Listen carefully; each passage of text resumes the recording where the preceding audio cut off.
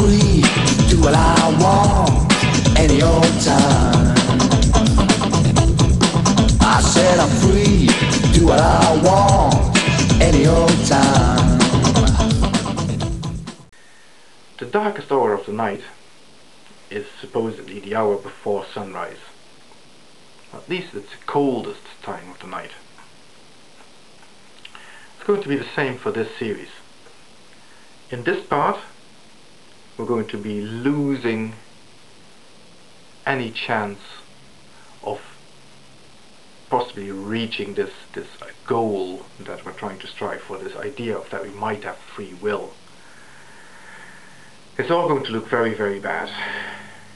And yet, I hope by the end of this episode to uncover a slight glimmer of hope, which will set the tone, which will be the starting point for the following episodes, in which we hopefully will achieve that desired free will. But like I said, we need to go to that dark place first.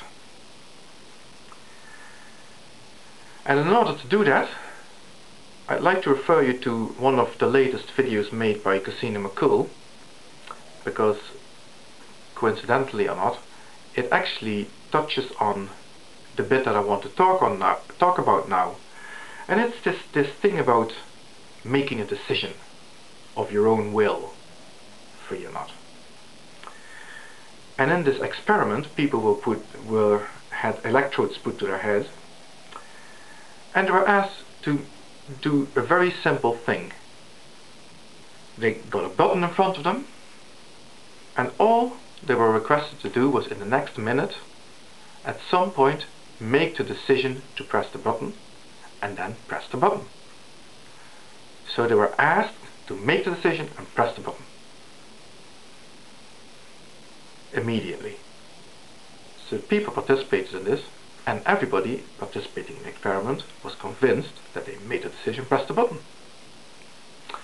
The only problem is that when you measured the electrical impulses in the brain, you could see the firing pattern changing before the people were aware of the decision.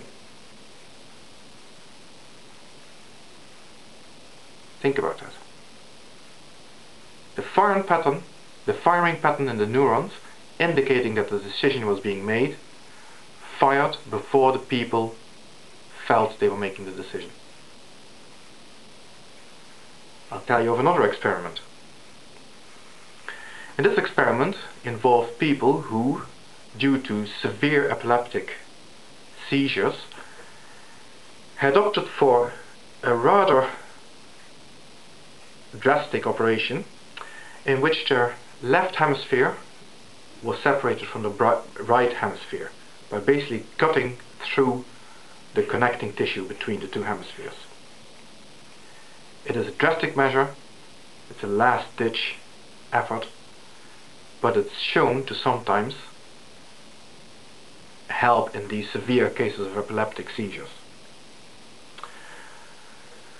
But as a result, the right and left hemisphere are no longer communicating with each other, and that led to a very interesting set of circumstances. And what they did in this case was they put these people in a position where their eyes, one of which reports into the right hemisphere, or the left field of vision reports into the right hemisphere of the brain. The right field of vision reports into the left field of brain, left hemisphere of the brain. And they designed the experiment as follows. They flashed up an instruction that was only visible in the rightmost part of the field of vision. For example, the instruction would say, stand up and walk to the door. The person undergoing the experiment would stand up and walk to the door. The experimenter would then ask the person why they stood up and walked to the door. And the typical answer would be something like this. The person would say, I needed to go to the toilet, so I walked to the door. what is happening here?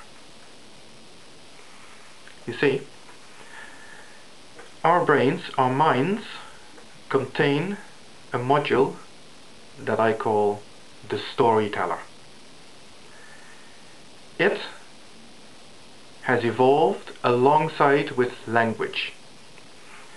As our species evolved language, inside our minds we evolved this Storyteller that would tell itself, the brain, the mind itself, what was going on in language. And this is what is happening. The storyteller, the task of the storyteller is to rationalize what is going on. And very importantly, this applies to the outside world. Why are things happening in the outside world? And it rationalizes that, but also to your internal world and yourself, your self-image. So, when the person makes a decision to press the button, the mind, the brain, the subconscious builds up to this decision according to automated procedures, whatever happens in the brain, and then the storyteller kicks in and says, I've just decided to press that button. When it sees what's happening, when it observes what is happening, it says, I've decided to press that button. In the case of this divided hemispheres, we know that the storyteller resides in the left hemisphere normally. So when the person stands up and walks to the door, the rationalization mechanism, the storyteller, kicks in again, and it says, why is this person, why is myself, why am I doing this? And it latches onto anything it can see, any sort of input it can have from its own body. For example, the urge, the need to, full bladder, need to go to the toilet, for example, is latched on as a rationalization. And the thing is, the person will then believe, beyond a doubt, you know, if you ask the person, why do you go to the door?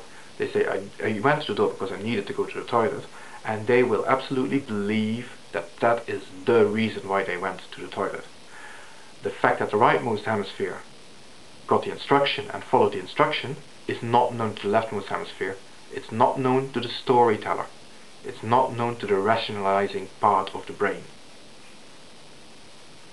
So again, we see that decisions are made in the brain on a non-conscious level, and then the consciousness, the storyteller, tries to make sense of it and interprets it as, I've made a decision to do this, when in actual fact no such things took place.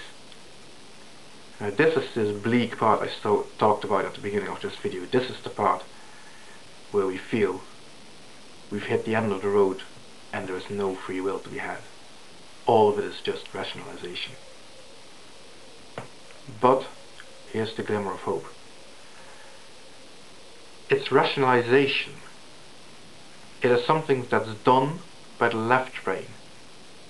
And not coincidentally, the left brain is the part that's responsible for language, responsible also for formal and rational thought. And that is something that you need to keep in mind for following episodes. It's this formalness, this formality and this rational thought that's important here. Because before I'm leaving, I want to leave you with this experiment, this thought. Imagine the experimenter asked the person to decide whether they will or won't press that button, or even whether they're going to press a left button or a right button. Let's put it that way. So there's always a decision involved. The experiment starts, the person makes their choice and hits the button that they earlier decided. Now that decision was made by the rational part of the brain, the left part of the brain, the storyteller. and it influenced the automated procedures that lead to the person pressing the button. That's what I want to leave you with. Think about that.